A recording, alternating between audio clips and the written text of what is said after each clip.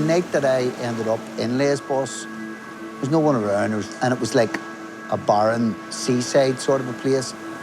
It was dark, and it's sort of dark sea. It was quite windy, and someone said, look, don't go down there tonight because the weather's too bad. But I was only there about 20 minutes, and the first boat that I ever seen came in. We were on the beach, and I could see this light flashing, and the sea was really bad. It rose up, and you could hear the sound. When it rose up, you could hear the sound, and then it dipped down.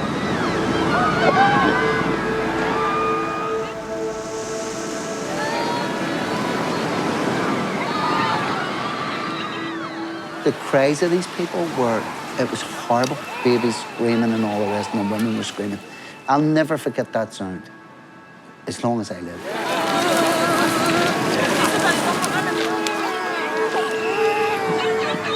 So we kind of formed a human chain, and I was standing there and I was pulling people. Some people were trying to grab their own bags, and there was this one guy, and he kept trailing this bag. I was going, leave that bag, just come on. So he managed to grab the bag about the third time, and he trailed it and he gripped it up into his chest, you know, and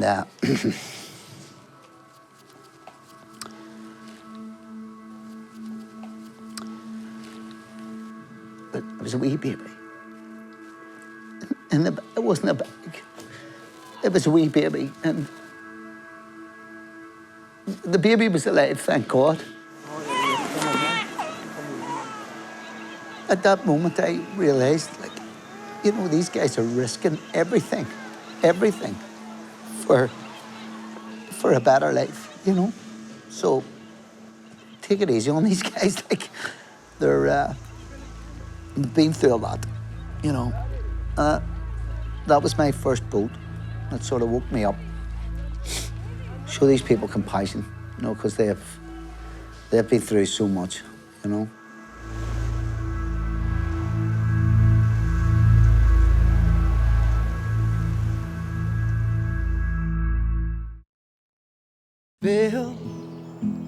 Belfast, how I know you so well.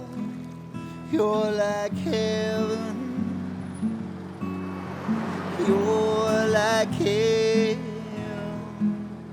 In the winter of 2015, the musician Joby Fox is deeply moved by media images of the refugee and migrant crisis unfolding in the Mediterranean. I'll be with you. Eat the leg of a scabby donkey, I would. Unable to shake off the images of suffering, Joby feels compelled to offer what help he can. He leaves his wife and young son at home and flies to the Greek island of Lesbos. The real shocking thing is that the EU is such a big entity in the world, and yet they can't seem to apply themselves to this situation. I mean, there's me and there's others, as I say, who are quite happy to do that because we're saving lives. But where is the EU? Where is the UN? Where are all these agencies that are there with millions getting pumped into them to do this very thing?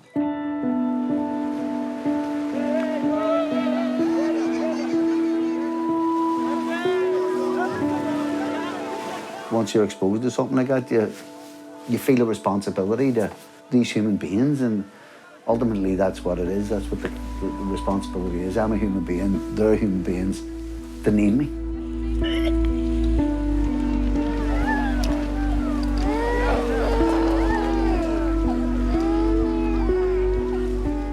I know what it feels like for a parent to lose a child. I lost my daughter to cancer.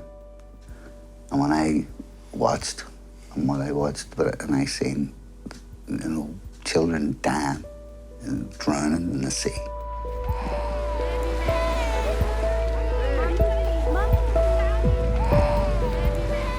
Children never asked for this, you know, so that's my motivation. Simple. Joby feels he has to do more than just be a short-term volunteer. But I talked to a lot of people. They said, why are we starting on the beaches here? Why are we not out there where the crisis actually is, which is out in the sea when there's people drowning in the sea? I've seen what I've seen and know what I know. And I took this initiative to campaign for a boat.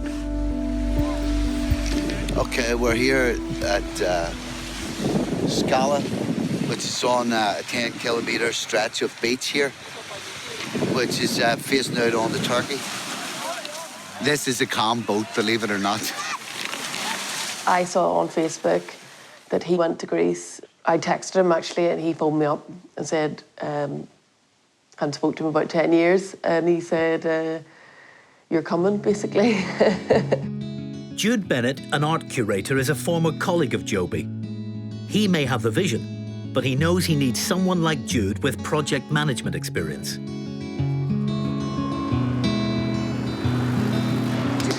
I'm in solidarity. When I went out there at first, I just thought I was going out to volunteer for 2 weeks. But then when we saw, it was seeing that I could help, just putting your arm out and literally helping somebody out of the water. People are drowning just meters off the shore, and that just seems like that it just should not be happening. So literally us sort of going in, swimming out to the boat and guiding them in and helping them off. As simple as that was saving lives. I just had to stay and do something. So I, like a lot of people, you know, extended my stay. I sort of said to work, not coming back for a while. Desperate to save lives, Joby works hard to publicise the charity. What an incredible thing that you're doing, Joby. I want to spend more time with you on air so that people realise what you're doing, because it's just incredible and it's selfless. That's superb. Jude's contacts in the arts world pay off unexpectedly quickly, with an offer of help from a famous artist who wants to remain anonymous. He said, well, what is it you're working on now? And I said, well, we're working on getting a boat and a skilled crew for a rescue team. And he said, well, maybe that's something I can help you with now. So I just got off the phone there. I got a boat. What am I going to do now? Does anybody know how to drive a boat? The whole project was just took a whole leap forward. Oh, God, We're all doomed. it's all right. It's got a stripy top and a hat. But never in their imagination they would think that we would have someone just give us £35,000 off the bat. Jesus, that's great. That is just such great work, Jude. It's amazing. It really is absolutely incredible. It was really quick. We got the offer of the boat and got the boat out there within 2 weeks. But getting the boat is only the first step. It was like starting a business or something and trying to get volunteers. We need crew that were skilled search and rescue on the boat. And now on to the thorny issue of insurance. Well, you can ask us calling. Yes, it's Joby Fox from Refugee Rescue. Right, one moment. Good morning. How may I help you today? We have a rib which will be involved in rescue. Not something that we've ever been involved with before. That's no problem. Thanks a lot. 2 months ago, I certainly didn't see myself doing this. I'm just getting deeper and deeper and deeper into it. The bureaucracy, and this is where you have to grit your teeth and just get on with things and remember what it is you're trying to do. Would you be able to advise me as to who would do such? I mean, it's Europe, it's European.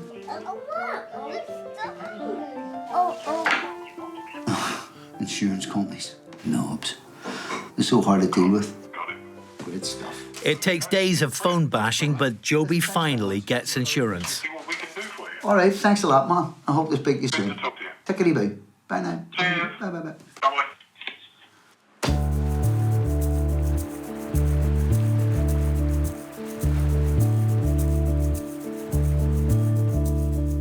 In just a matter of weeks, they're operational.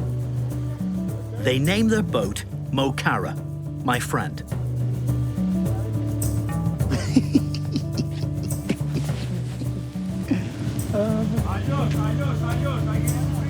Such an incredible feeling. It's the moment of truth, as they say.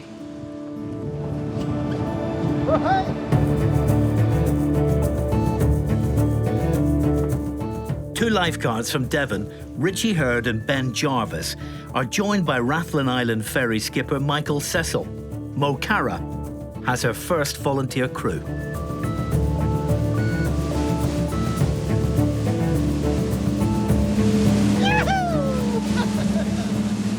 We're on the emergency frequency and we're available for any eventuality. Now, as an independent new rescue initiative, we're up there beside all the other rescue teams from around the world who have obviously existed. Someone's back in. Someone's happy. We're, from an organisation point of view, having to work doubly hard to establish ourselves as a professional rescue team. You gonna give me a roll with this? Man. Right. You serious? It's very easy on the steering. Right. Because it'll throw people. You just put it forward, yeah? Yeah. All you have now is a steering wheel and an accelerator. Okay. Main priority. Watch where you're going. Lads, God, that's brilliant. Thanks, Michael. Congratulations, Thanks, skipper. Thanks, man. Wow. The refugees' journey into the European Union may be just a few miles, but this has become one of the deadliest stretches of water in the world. And the pressure is on Jude and Joby to keep the funds coming. We can't sustain past the end of this month, which is 2 weeks away, with the funds that we have. Main cost is the fuel, being €60 an hour. Moving to the bow. The idea of the boat being there and not being able to be out is absolutely heartbreaking. And just for me, it's just not an option. So we have to raise the money. Do you want to do a quick man overboard? Surprise me. Man overboard. At night time, unfortunately, the refugee boats will head for the lighthouse because it's the only light they can see on the coast. It's the worst place they can go to.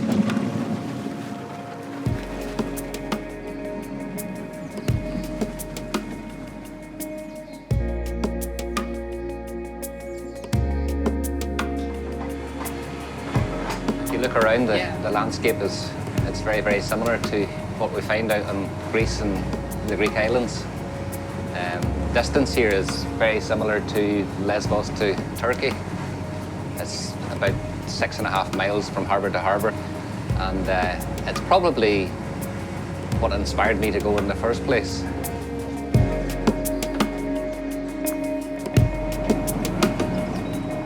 This morning we had 71 people on board this boat, and you know it's quite a large two-storey ferry. But out in Greece we'll have the same numbers on a very small 30-foot rubber boat with a rubber floor. So you can imagine packing all these people into such a small space. 60 people in the water would be a major, major emergency in the UK.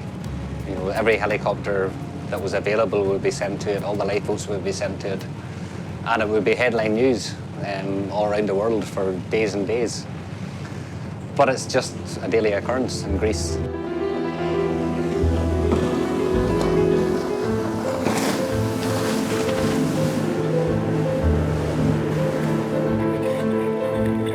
It's quite intense, quite dramatic. You're trying to keep everybody safe. Your adrenaline's quite high yourself, and everything happens very, very quickly. So it's always trying to tell yourself to keep calm and to keep everything else calm, keep everybody around you calm. It's inherently dangerous to go to sea in a rubber boat. If nobody knows you're going and you don't have any equipment, it's very, very easy for something to go wrong. And it can happen within 100 yards of a shoreline, which is why we're here. We're gonna go alongside. There can be elderly people or children or injured people that end up in the water. There's young kids that are hungry and cold. It becomes, a living hell on those boats, on those rubber boats. Mo Cara searches the coast for refugees dumped in the sea by traffickers overnight and left to swim to shore. They come across an entire family on isolated rocks. We got in close. Richie swam ashore to see what condition they were in. Richie communicated with them as best he could. Do you speak English? Okay. They were quite shaken up from their experience. They'd been dropped in the sea and had made their own way ashore and were trying to get dry and warm. It's okay. It's okay. It's always tricky. Things can always go wrong. People can slip and get hurt or get injured. It's okay. It's okay. Yeah. Go, go, go. Whoopsie. 3. I got it. Okay. You have it. It's hard to imagine how traumatic and how bad things must have been for a father or a mother to put their children in a boat and take them across. It's okay. You're gonna be fine. It shows that there must be something driving them forward, making them do that. You know, things must be so bad where they are that they really have to. They have no choice. They have to get out of it.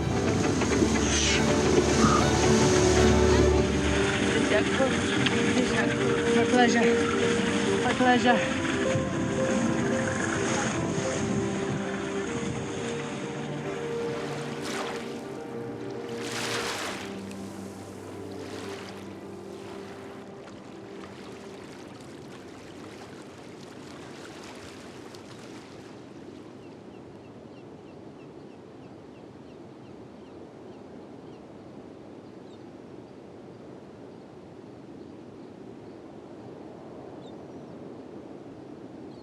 This is what they call the life jacket cemetery, and it's just a big pile of life jackets.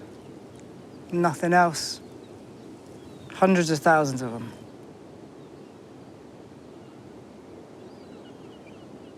Each one of these represents a person, doesn't it, really?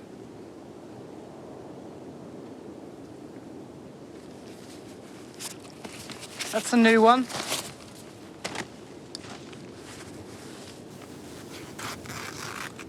When I saw that, I thought maybe that was a real one, but it's not, is it?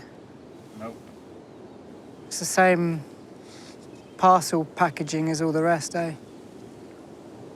I honestly don't think you would find a real one here.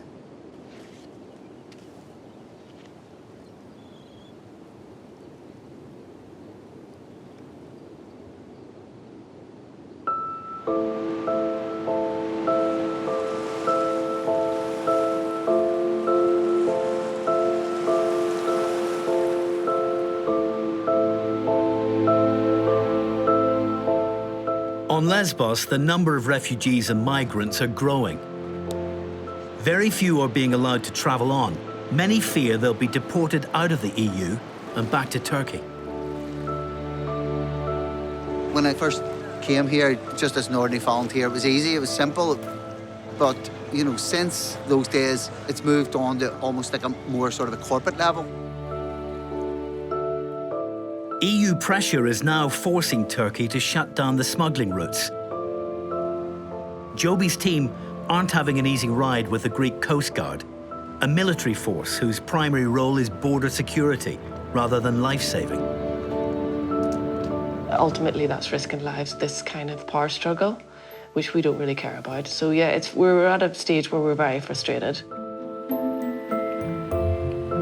It's always a possibility that the Greek authorities or maybe European authorities are trying to make this crossing a little bit more difficult, a little bit more dangerous, in the hope that it puts people off attempting in the first place. If there's no welcome here, if there's no rescue resources here, then people might be reluctant to cross.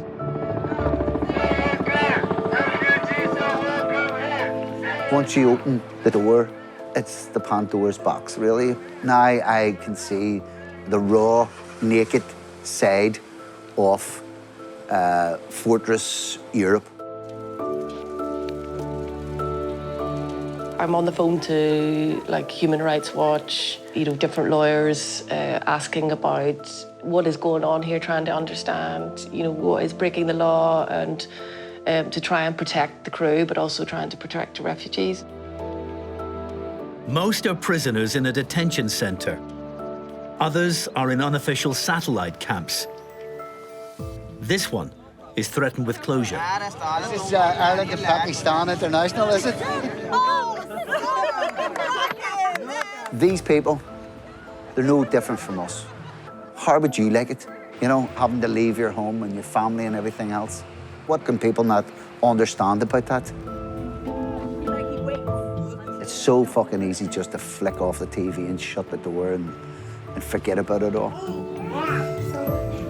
I'm not here to do politics, if you know what I mean. So, trying to help fellow human beings, get them into safe ground, get them dressed, get them dried, get them looked after, and then they can fucking politic all they want after that, you know, as long as the people are safe.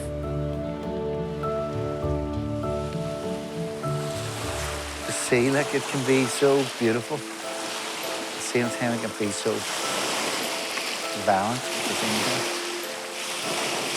Much like human beings. Much like human beings.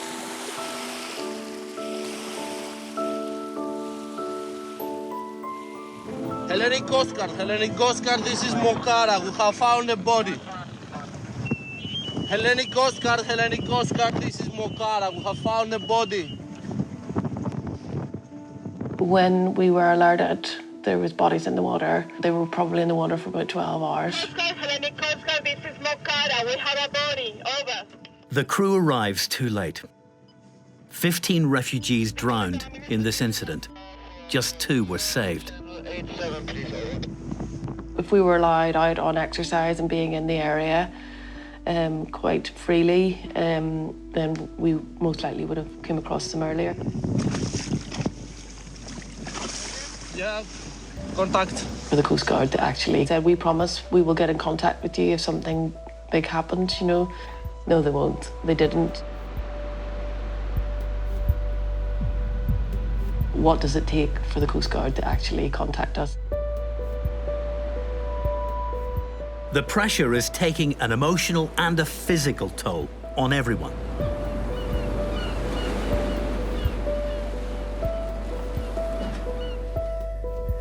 You know, it takes a lot of energy. It takes a lot of energy to keep the whole thing going. It sort of wears you out sometimes. The pressure's been immense. It's affected my health. And the same with Jude. She's been challenged. I thought I was sort of dealing with it okay, but being on the ground, it totally drained me to the point where I actually collapsed. Because you sort of don't think, well, I'm not in trauma because these people are the ones in trauma, but you're seeing stuff that people are going through that they really shouldn't have to be going through. And then it became the norm, like the boats coming in and, you know, helping people, you know, I'm going out having a coffee or something, and then boats are coming in, I'm running in my jeans and helping babies out and bringing them into the camp, and that became the norm, and like, yeah, that's not normal.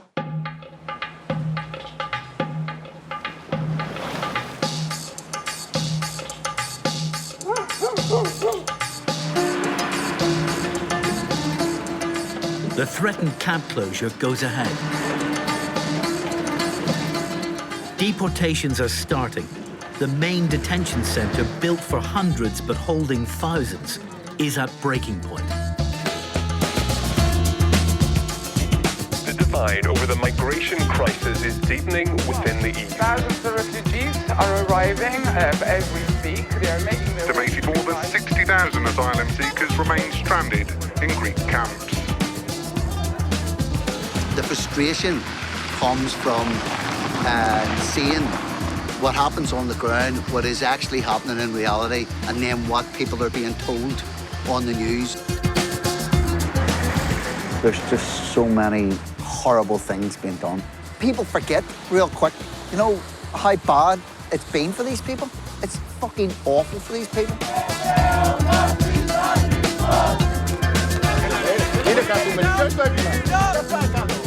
Christianity, goodwill, whatever you want to call it. Where the fuck is it? Where the fuck is that? At least 50 people have been arrested after violence erupted at a migrant camp. On top of all of this, the Coast Guard demands 24 hours notice before Mokara goes to sea. We're here to do a job. And it's extremely frustrating. And we've explained at length to them we're only here to help. We've reached a point now where we're pushing back now because compliance hasn't worked. Trying to communicate hasn't worked.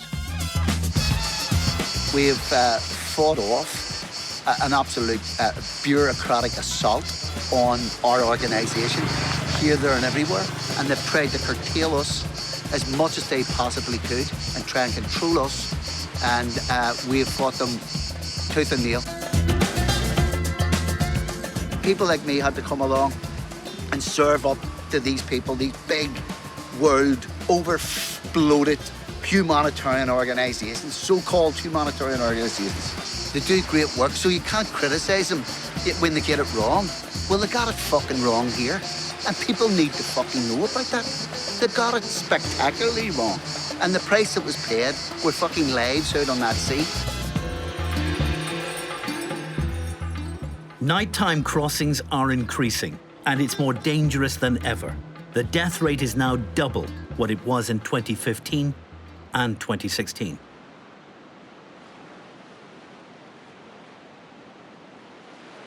People migrating is as old as time. People are so desperate, they're going to keep coming, and they're going to keep coming by sea. So whether we're in Lesbos or if we're out in the Mediterranean, I feel like that's why I want to stabilise the organisation now, because it's bigger than us. We keep coming back, as do all the volunteers. That gets into your psyche. You go home and basically wait for the next opportunity that you have to get back out here again. Something moved in me. I don't know, people may call it God, people, whatever they call it. I know that something moved in me, and it brought me to this spot. But if I'm on my deathbed, this will be something that I'll give myself a wee pat in the back for. I'll have a wee wry smile. I think it's nice to be on the right side of history. It's something I'm probably privileged to have gone through. In the beginning, it was haphazard, to say the least, but we did the job, you know, saved lives, like, so I'm proud of that too. You need people like me, frankly, come along, and like Jude and Michael and the rest of us, and say, fuck that. No, we're not having it.